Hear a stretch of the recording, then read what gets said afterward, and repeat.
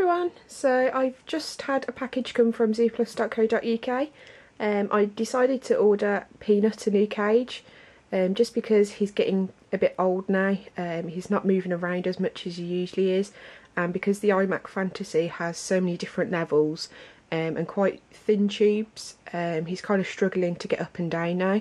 So I decided to get him a hamster cage which has more floor space. So I think this cage is about 84 centimetres by about 48 centimetres. I'm not 100% sure, but I'm sure the measurements will say in the box and I'll tell you then.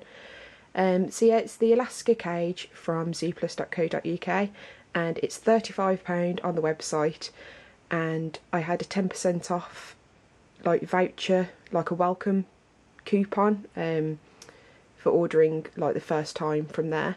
So it took the cage down to about £32, which I thought was really good.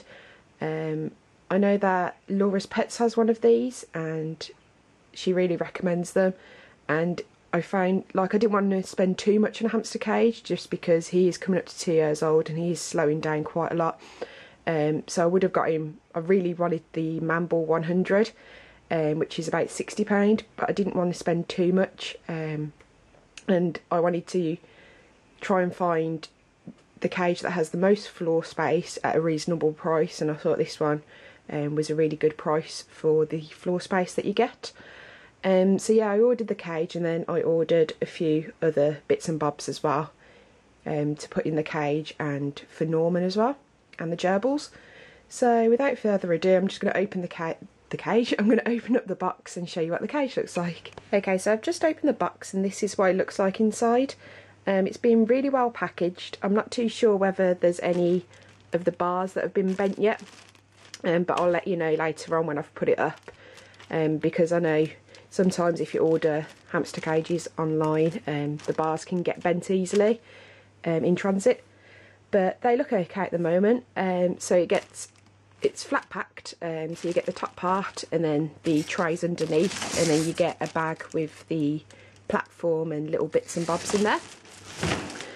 So the box is absolutely massive. It only just fits in my bedroom. I've just put it next to my bed. So I'm just going to set it up and I'll show you what it looks like. Okay, so I finally got it up. It took me about 15 to 20 minutes to do, which wasn't too bad. The instructions that come with it were absolutely awful. I didn't really make any sense of them, and these are them here. But you just need like common sense really to put it up. It isn't too tricky. The trickiest thing was getting the cable ties off this wire mesh top. They tightened them really tight so I can get my scissors underneath, and that took about 5 minutes to do. But after that, it was all okay. It was just these little things here. You had to open them with a pair of pliers and then close them back up. I do need to still tighten them, but apart from that, it was really simple to get up. And then I've just got this little platform here which just slots onto the bars, and it does come with this thing here to put on top, but there's no way that Peanut's going to be able to get through there comfortably, so I'm just going to leave it like that. I don't really like the platform. It is quite flimsy. If I just open there, so it comes with a really nice big front door, which I really like, and then it comes with a massive top door as well. But I'm going to do a proper review of this in the next few days. I don't want to do a review now just because I've only just put it up and it's not really fair. So yeah, I'm going to use it, well, Peanut's going to use it for a couple of days and then I'll do a review after that. But the platform that comes with it, it's quite flimsy, and then it comes with this like little slide and ladder to go up into the top, and the hole is quite small.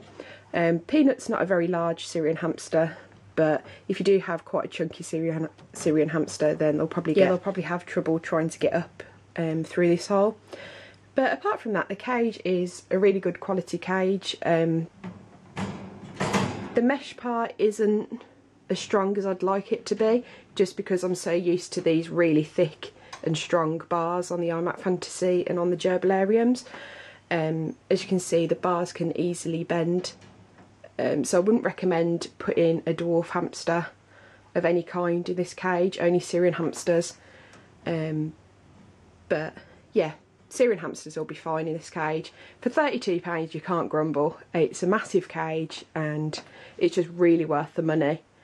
Because if you think about it, for £32 you're in a pet shop you'll get a tiny little thing, where this is absolutely massive. I've put it on top of the Zoo Zone just to compare, and it's almost exactly the same size as the Zoo Zone. And there's Peanut's iMac Fantasy, so as you can see it's loads bigger. It's just that the iMac Fantasy is a lot higher. So I think that's about it. Oh yeah, it comes with these clips as well, which aren't the greatest of clips. Some of them wobble a little bit, where others are like forced down underneath the tray a bit better. Yeah, and as I said, it comes with this huge front door, which I really like, so it's got really good easy access inside the cage. And over in the corners, if you can see over there, there is quite a big spacing over there. So as I says, I wouldn't really recommend to use this cage for dwarf hamsters, just because they'll easily be able to squeeze through the bars over there. But yes, I think that's about it. I'm just going to put Peanut in the cage now. Oh, and also it comes with this bar. It says on the instructions that, what does it say? What does it call it? Oh, a front door clip. But I'm not too sure where you put it, and like, I don't know. But I know Laura's Pets has got one of these, so if you can just let me know what you use it for and how you clip it onto the top, because in the instructions it doesn't tell you how you put it on. So that'll be really handy. But yeah, I'm just going to fill it up with Peanut stuff and I'll show you the end result.